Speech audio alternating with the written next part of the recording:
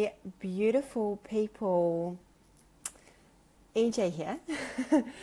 So I'm going to wait for a few people to jump on. I know it's early for a lot of people. I don't usually do morning live streams, but I kind of just wanted to go with what's alive in me right now. So I actually did a live stream last night in a entrepreneurial women's group, and I was asked to talk about what to do when you feel like you are outgrowing your partner. Okay, specifically women that are in partnerships with men. So that's what I'm going to be talking about. So this is because women and men are wired very differently. So it's really about trying to understand how they work, okay? So I find this is super common that most of my clients, my female clients, do struggle with this. And obviously it depends what type of relationship they're in. But I really wanted to just briefly talk about this. So if you've got any questions or you're watching the replay, please feel free to pop your questions on. And if you're live, then I'll answer them at the end. I'm trying to do the questions at the end because I get distracted and I go off topic. So I'm trying to do them at the end first, but just leave them there anyway. If stuff comes up or you're resonating to stuff, please, let me know, because I want to know what is resonating for people and what is really helping you as well, and giving me feedback is great. So let me know who's there, and please say hello. And, is there anything that you would really like to know more about? Is there anything that you're really struggling with? Hey there. Yeah, cool. Awesome. So feel free to just say hi and let me know where you're actually tuning in from. That'd be cool. I'm here at the moment on the beautiful Gold Coast. I can actually see the beach outside my window there. So let's get into it, okay? Let's not waste any more time. So basically, what tends to happen is there's a really misunderstanding, okay? That we're kind of expecting people to be a certain way or to show up a certain way. And it's because we're wired so differently, like men and women are wired differently. And so men have these things, stages that they're in, called the stages of development. Now, a lot of what I'm talking about here comes from an amazing teacher, Alison Armstrong, who wrote the book, The Queen's Code.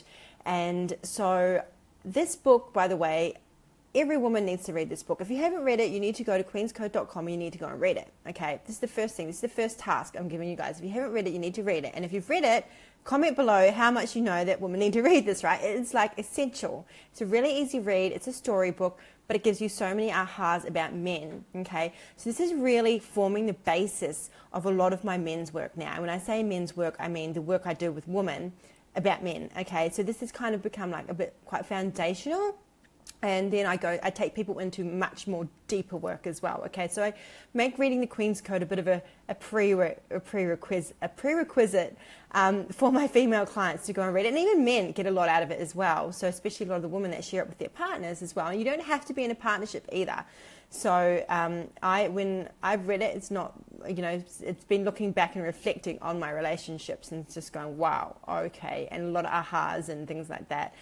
Hey, beautiful Robin. Hey, Eric. Hey, Robert. And hey, Karen. Yeah, awesome.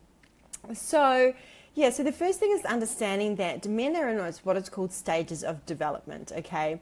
And they go from pages to knights to princes to kings, okay?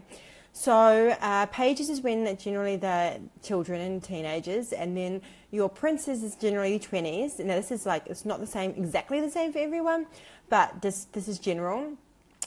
Princes are generally in their 30s, and kings are 40s and 50s, okay? So now most women that I meet are either with knights, which are, again, the 20s. I don't know did I mention that? Did I skip one there? So pages, knights, princes, and kings. So the thing is, you don't want to try and box them into it either, because a lot of them will, generally they'll always have a bit of knight in them, okay? So the knight is pretty much about fun and adventure, that sort of thing, okay? And a lot of women are expecting men to commit to them when they're just not even in that stage yet, okay? So, but the main thing I see is that a lot of women are with princes, okay? So a lot of women that are, very career driven, very, strong and independent, tend to be with princes, okay? And there's two types of princes. There's your prince that wants to build with his partner, okay? He has a purpose, he has a vision, and he's building with his partner. And then there's the prince that wants to build first and then commit, okay? He's like, I'm going to build, I'm going to focus on my vision and my purpose, and then once I reach being a king, then I'm going to commit, all right? Then I'm husband material, right? Because before that, he doesn't actually feel like he's husband material, okay? He doesn't feel almost worthy or like he can give you what you want in a relationship. So it's not to say that he can't be in a relationship. He's just not probably going to fully commit, right? Now, you can have, lots of people in committed relationships when, a man's in his prince phase and even the knight phase. It's just that what they want is different, okay? What they want in life and what they're doing in life is different. So the first awareness you have to have is looking at what stage he's in. I also want to let you know here is that don't tell him what stage he's in, okay? He has to figure that out for himself. And he doesn't have to figure it out if he doesn't want to. But if you get to know this knowledge, and if you come to any of my workshops and retreats, we dive deeply into looking at the different stages and how to act with the men in these different stages, how to communicate with them, how to identify, and really all the men in your life, and as well, not just your romantic relationships. And so then you really get this greater understanding, and you relate to them on a whole new level. So I do have. Interesting, V. I'll answer that at the end about the king going back to prince. It's a no, but I'll answer and tell you why at the end.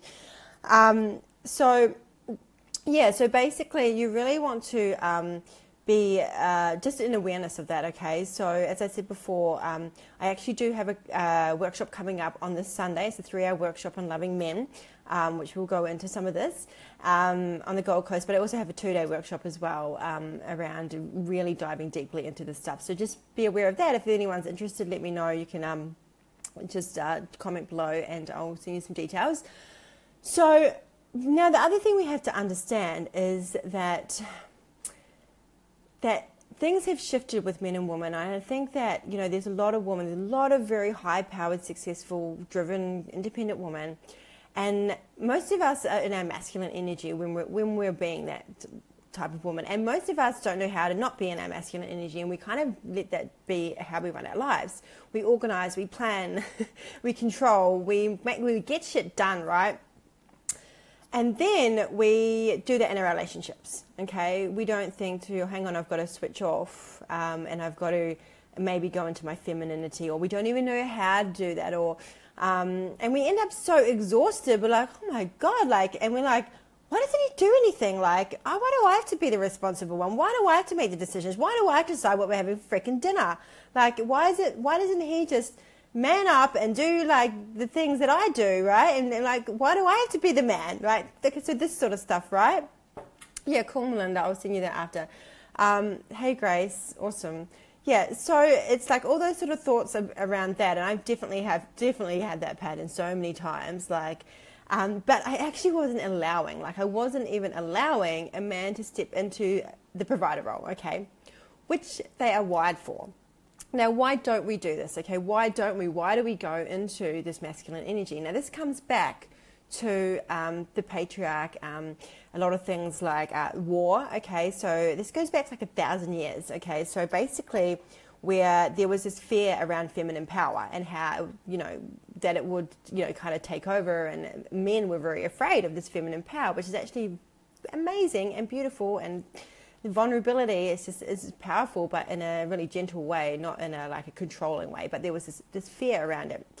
So then, there came this time where men kind of wanted to have the power, and, things like, there was abuse and war and all this sort of stuff. And when the men went to war, then women had to start stepping up, because they had to start looking after the children. They already looked after the children, obviously, but they had to start providing. They had to start, doing everything, all right? So because the men simply weren't there. So women started to learn how to also do the man's role, okay? Now, there's also things like feminism, obviously, that has come in, and there's also the birth control, okay, which have led to this way of women becoming almost overly responsible, super independent, overly responsible, and not understanding that men really need us to need them, okay? And now we're like, well, I don't need you. I don't need a man. I don't need it. Like, I can handle my shit. Like, I've got it sorted.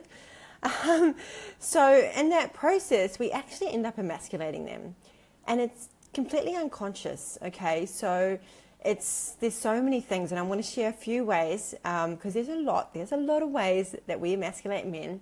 And I want to share just a couple of my experiences with that.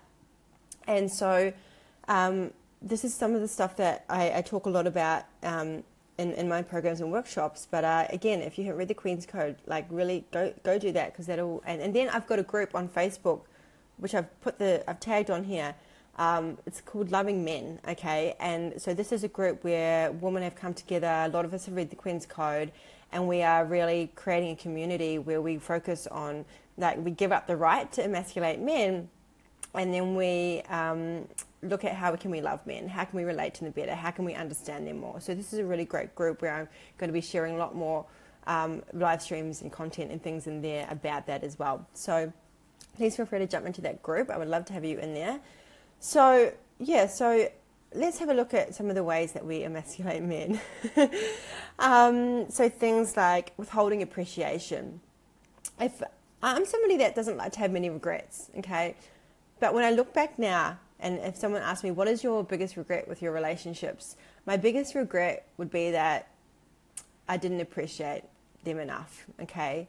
It was almost like appreciation was being vulnerable, like to give them or tell them, you know, acknowledge them. And it was really like, almost like I felt like I was giving my power away, like unconsciously, like I wasn't kind of aware of it until I looked back and reflected on it. And then it was, but without understanding that men thrive with appreciation and acknowledgement, and actually he would have wanted to give to me more, right? So I was kind of hindering myself by not doing it. And you know, at the start I did, but over time it's like I got, you know, became resentful about other things, and I was just like, well, oh my God, he's not doing this, he's not doing that. Well, why should I appreciate him? That sort of stuff would play out. So it was always about him not doing enough, right? And so, of course, I didn't want to appreciate him and those sort of things. So when I look back now, I know that a man grows with appreciation. So almost like you have to almost go over the top, right? Like just, you know, notice the things that he does for you, because he's really trying to please, like he really is. And he wants to be seen and acknowledged for the ways that he's providing. Even if the providing isn't financial, and maybe you're the one that's bringing in the money, because that's been my pattern in the past. He will grow and he will thrive and he will step up when you appreciate him for what he is doing, okay? So I had an ex-partner who would really help around the house, and he would help me move things around, and I was more the financial provider, but I could see that he was really trying to provide in his own way, and I was like resentful because he wasn't working, which was interesting because I actually kind of created that way, because this is the other thing, is that if you tend to be the financial provider, something to look at is I actually kind of created it because I told him I'd look after him if he left his job, and then it was actually unconsciously about me creating dependence so that he wouldn't leave, like completely subconsciously. Yeah, cool, thanks, Bree. Yeah, and so it was a form of control.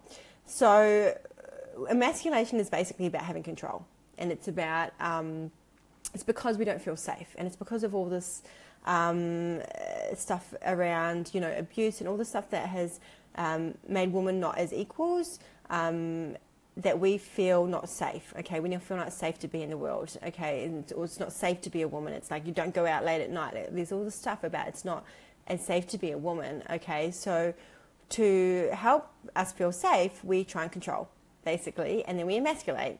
And then it just actually creates less safety. Right, yeah, so it's really interesting because then men get reactive, and anyway, it's a big vicious circle, but so some of these things that we can do, it really just helps us to relate and so much better and have amazing relationships and get out of that power dynamic, because, you know, we're consistently trying to overpower each other and use control in different ways.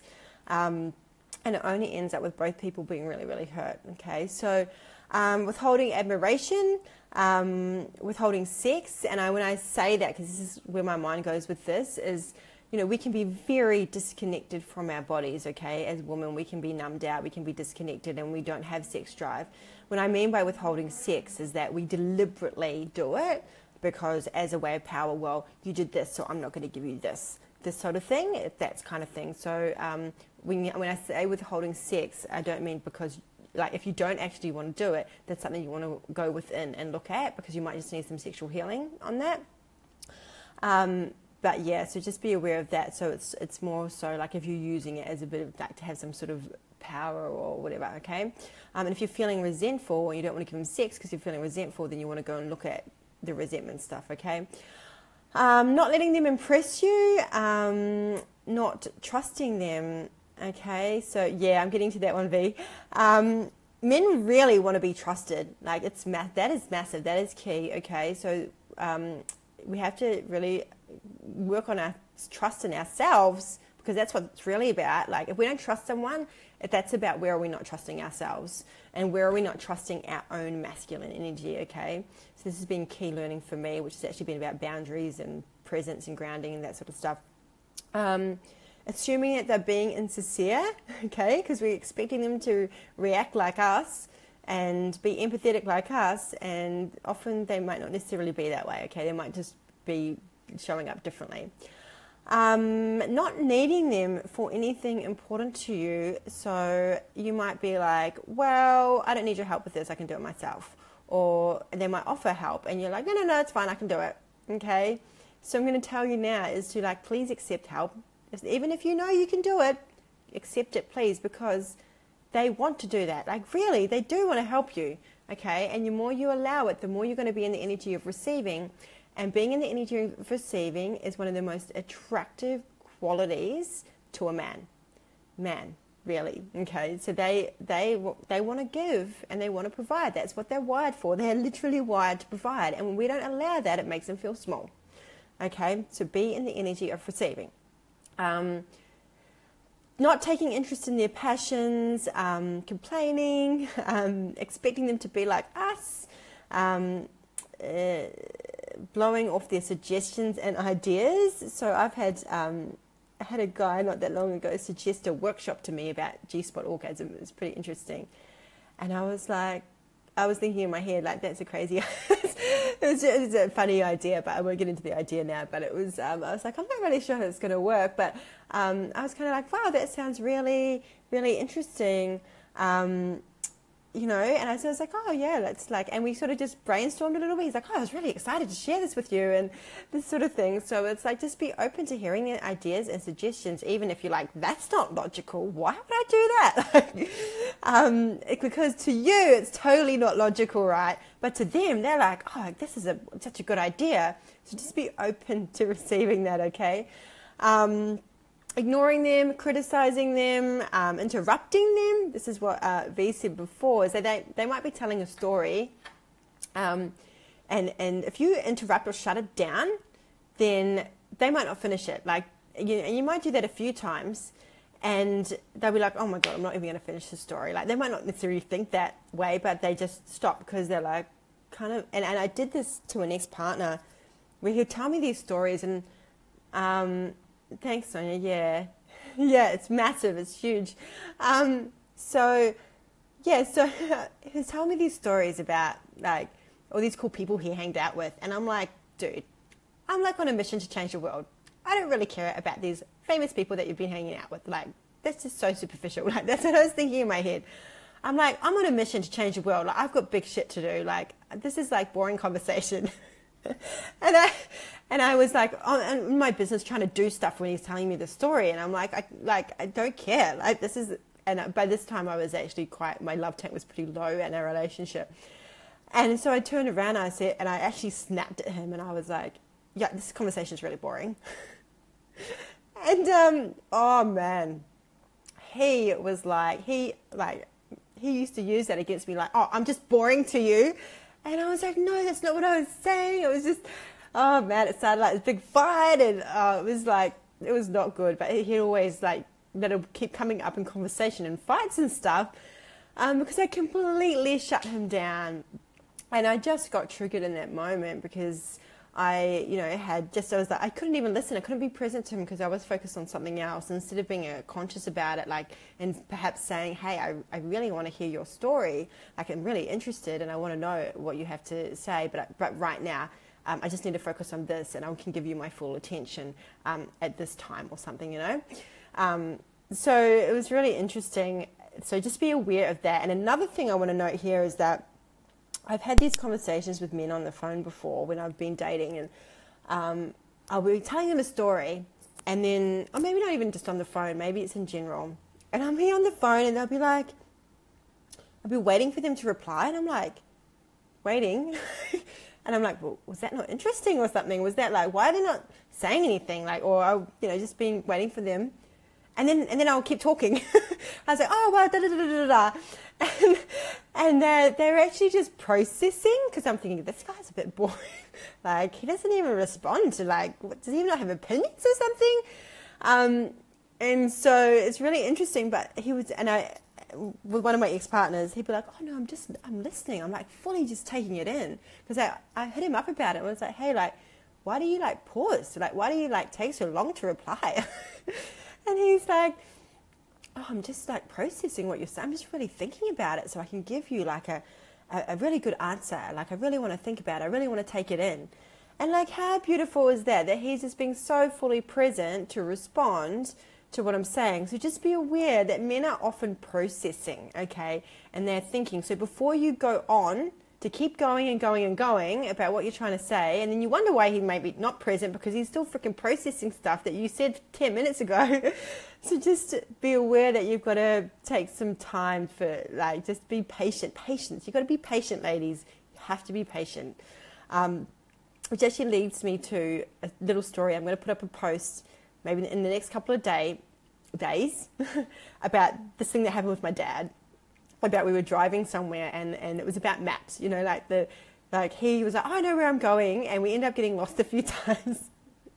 And it was about me being really patient and actually allowing him to find the way without me butting in and being and taking over. And so this is the other thing, is that don't take over something that you've asked him to do. Totally, parent. And you've asked him to do something and he's doing it and you're like, this is not how I would do it. Why doesn't he just do it like this? And then you're like, okay, let me do it. You've just totally taken away, his ability to provide. He's like, he might not be doing it, and he may take a little bit longer. I'm just sure there'll be plenty of things he can do much better than you as well. But maybe it's something you ask him to do, or he wants to do for you, and you just might try and take it off him.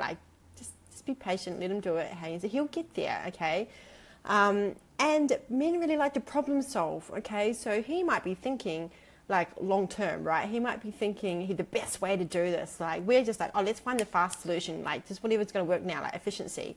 And he's really thinking okay, how can I do this the best way? What's going to be this is why men are such great builders. It's because, and they have things that they set the foundations up. We're kind of trying to do 10 million things at once. So we want this fast and this and this, and then we want it now. I want it yesterday, right? And so they're generally really, they're thinking about how they can really solve this problem in the best way possible, okay? Yeah. So just allow them to do that, okay? And just be patient, because in the end, it's going to be really amazing for your relationship, but it's also probably going to give you the better solution. So, other things is don't roll your eyes at them. What else? Being impatient, we said that one. And, basically shutting down their storytelling, as I've already said it before. So that is kind of a quick overview of ways that we can emasculate men. And basically what it comes down to is we're taking away their ability to provide, which is basically where their self-worth is. They are wired to provide. It gives them so much self-worth, and it gives them purpose, okay? Men thrive on purpose, okay? And there's a few key words that I'm going to share with you quickly about this, and it's really about how to get men to do things. Maybe that they, and you're going to want to write this one down, right? This is cool. This is from the Queen's Code. And it is amazing. It is like magic, okay? So let's say, for example, there's something you've been asking him to do forever and ever, like something that you don't want him to do, and he keeps doing it, and you've told him 10 freaking million times not to do this thing or to go and do this thing. And I use the example of the trash, which is a similar example they use in the Queen's Code about taking out the trash, right? And it seems to be a thing, or putting the toilet seat down, right? Like, how many times? And you're like, in your head, you're like, they don't respect me. Like, why is he not respecting me? Why didn't he just put that freaking toilet seat down? Why does he take out the trash? Like, does he not see it there? No, he doesn't. He really does not see it, okay? Because we are seeing lots of different things, and they are seeing the one thing that they're working on right at that moment, and that thing might be watching the TV, right? Men are single focused. They focus on one thing really well at a time, which is actually a beautiful quality to have, because it makes them great at their work, because they can just really focus on the one thing. And we're seeing the trash, we're seeing the toilet seat, toilet seat up. We're seeing it all. We're seeing the clothes on the floor. We're seeing the towels on the bathroom floor. We're seeing things that are just like all over the place. And it's like, why do we have to ask them to do it? Like, really, why can't they just be initiative and do it themselves? You've got to give them a purpose. It has to provide, like, what is the purpose of doing these things, okay? And again, like, men need purpose, okay? So what you want to do is like, find, what are all these things? What is the purpose, right? What is the purpose? And connect that purpose to what it provides for you and how it makes you feel. So, for example, let's use the toilet seat down example. Is that, what does it provide for you when you see that it's been done? Okay, so how does it make you feel? So for me, it would be that it shows me that they care. It provides, you don't have to, touch it, right? And you don't have to like go in there and you're busting to go to the toilet and you're like, oh shit, I've got to put the toilet seat down, right? You're like, oh my God, I'm busting. So it's like more comfortable. And you can actually have this conversation, right? It's like, it's saving you time. It's making you more comfortable. It's making you feel cared about and respected, right? Okay. So really like think about these things. And then, you can say, hey, look, just have a little conversation about this thing, that what I would really love is that if you could put the toilet seat down, because what it provides for me is this, okay?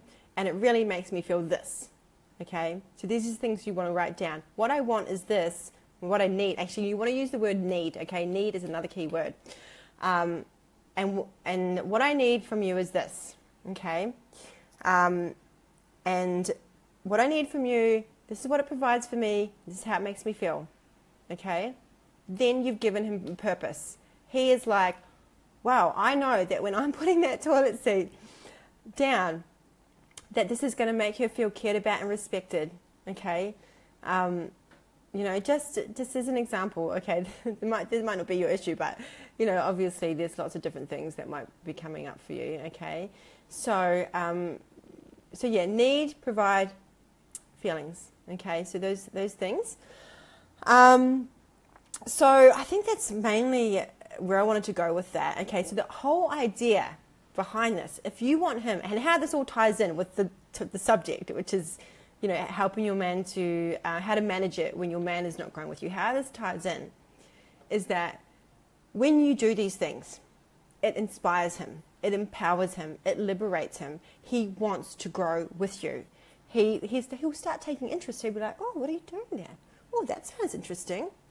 And this is the thing, don't tell him to do stuff. Like, there's a difference between telling him, can you freaking put the toilet seat down, please, right? To what we just said, right? There's a two. And when you tell him to do stuff, he's like, fuck that. He's like, why would I do that? Like, I'm focused on this thing over here. Like, this thing's got way more purpose than that, right? So you want to really just look at what is the purpose of things, but looking at, if you want him to start doing some healing, if you want him to start being more motivated, and if you want him to step up and go out and do things, and, anything that you're seeing that you know, you want him to grow, okay? Be the inspiration. Go and do these things for yourself. Share with him everything that you're learning, okay? Share those things. And he may just take a little bit longer, right? And it will get to a point where he's like, oh, that sounds interesting. Like, and you just be like, oh, hey, like, this is really interesting. What do you think of this? Maybe you show him a website and be, hey, what do you think of this website? Like, I'm really interested in this course. What do you think? Like, and just share with him, right? And then do all these other things that I've just shared with you. And just notice, right? Just notice what happens and just be patient. Key. Patience is key. Okay. So does anyone have any questions on that? As I said, I'm going this weekend. I'm doing a workshop on Sunday. It's a 3-hour workshop. We're going to go deeply into this and looking at all your stuff and providing lots of, more specifics around what you might be going through, what you're experiencing. And we're just going to dive a lot deeper than I have here because I've gone through everything super quickly and we already scratched the surface. Vanessa, okay. Actually, before I get to Vanessa's question, I also have a 2-day workshop coming up in March on the Gold Coast. So this is called Liberate and Love Men. So again, we're going to dive even deeper for 2 days into this stuff as well. So yeah, okay. So Vanessa, basically, can someone be a king and then go back to prince? No. And interestingly enough, I literally just like listened to this morning around that actually. So it's interesting that you answered that. So basically, no, they will, if they had to rebuild again, say they have, maybe they go through a divorce, maybe they lose everything, maybe whatever's happened, they build from king, okay? They build from being a king, okay? So they just do things differently. So they don't go backwards. But yeah, once they reach the king, they've been through what's called the tunnel, which can look like a midlife crisis, and then they come to the king status. Then it will just be a different type of building, okay? Right? I feel like you guys in tunnel right now. That's what I feel like. I feel like he's coming through the tunnel, okay, with the stuff that you've shared with me. So this is where the patience has to come in. I don't necessarily, especially if there's a big upheaval in their life, especially if also, this is another thing to note, a man might go into king early if his father is sick or passes away, because he has to step up and be the king of the family now. Okay, he has to kind of take that place. So just be aware, they might usually, yeah, okay, this all makes so much sense, yeah. Oh, totally, Sonia. I would love if you were on the Gold Coast, but I'm actually going to record. I'm going to record this as an online version as well. I'm going to record this as a, I don't know, 7-week program or something. We'll see what flows. I'm just looking at any comments that I need to answer, any questions. Yeah, if you are interested in doing the online version, let me know. That will probably be like March, probably more like April that I'll do that. That will be so cool, by the way. Just, cool, awesome. Yeah, so it all makes sense. Okay. Questions, any specific questions? And if you're watching the replay, yeah, how good is life? It's actually cool to see some guys on here. Now, I just want to quickly mention too, is that women don't try and tell your man what stage he's in, but you can share this video with him, okay? And then he might be like, oh, okay. And I would be interested to know if some of you do share this video and see if it resonates for them as well. If they're like, oh yeah, that does. If you said things like this, it would, just maybe just see, okay? And obviously, share with some of your girlfriends as well who may need this. I mean, really, we all do. But okay, so steps now. Go download the Queen's Code if you haven't. queenscode.com. I'm not an affiliate, by the way, but I should really be, because I make everyone read it. And then join my group, The Loving Men, okay? And then PM me or comment below if you want to be interested in my workshop or my online program, okay? So, yeah. Juliana, what if he really doesn't believe and see the things like you do? For instance, totally skeptic and atheist. Yeah. Okay, that's kind of a different... Yeah, I can get that. I totally get that. So this would probably be looking at Oh, thanks, V. Thanks, V. I appreciate that.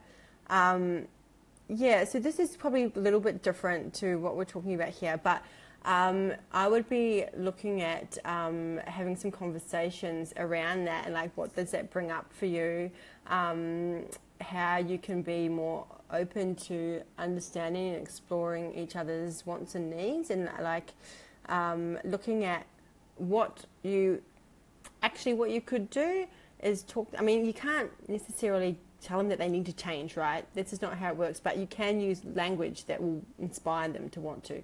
So when you feel supported by him at some point, maybe there's something he does really support you on, you know, you can tell him how it makes you feel and what it provides for you when he fully supports you, okay? And you can say, hey, like I maybe you don't feel supported in these areas, and then you would really love some more support because it would really provide this for me, okay? It would really make me feel this, okay? So, you know, maybe it's just be little bit by little bit.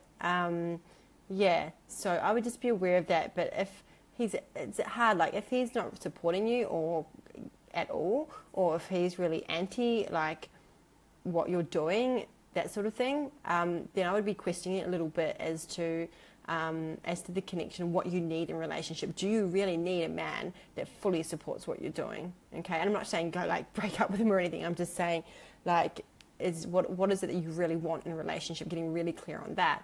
And then you can have a discussion around that as well and saying it's like, this is the needs, this is what I need from you. This is what can you help me with something? This is what I need, okay? I need you just to, you don't have to believe everything that I do, but just to support me, okay? Because this is what it provides for me, this sort of thing. Does that make sense? Cool. Okay, I'm going to have to go now because I have a client. So, yeah, so awesome to jump on here so quickly and talk with everyone. And please, of course, feel free to reach out to me, to PM me. I'll get back to you guys later. And yeah, much love, and I hope this really helps and you got some good info from it. Okay, much love. Bye.